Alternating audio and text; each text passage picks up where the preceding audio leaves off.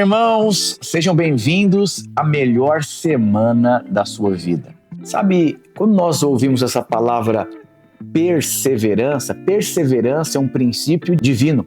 E quando você lida com tantos contextos da sua vida, cada contexto vai requerer de você uma perseverança. Por que muitas pessoas não desenvolvem a capacidade em qual elas têm? Por muitos motivos.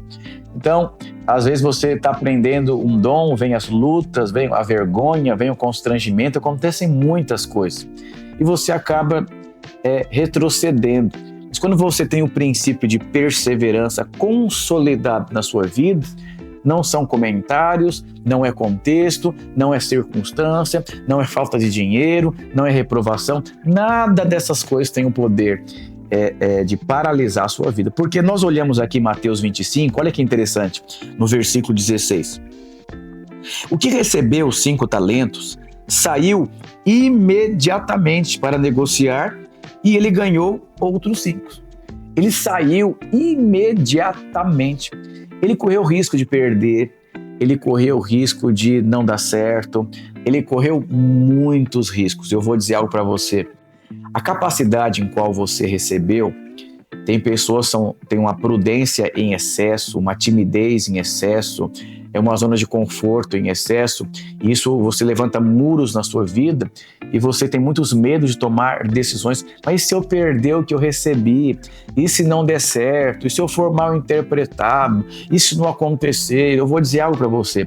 Se você não tiver disposição de sair, de negociar o que você recebeu, de desenvolver o que você recebeu, de passar por muitas circunstâncias, você não vai conseguir chegar aonde você precisa chegar.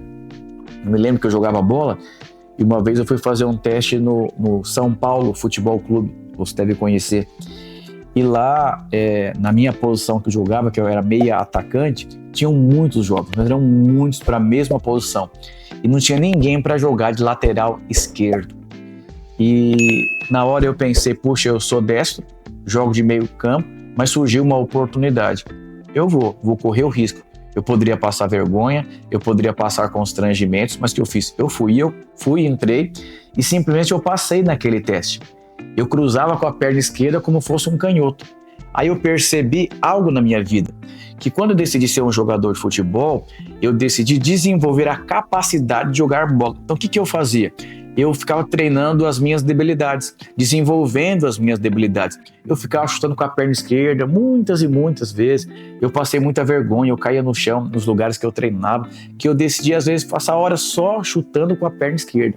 Mas eu nunca corri o risco de fazer um teste, correndo o risco de passar constrangimento e perder uma oportunidade.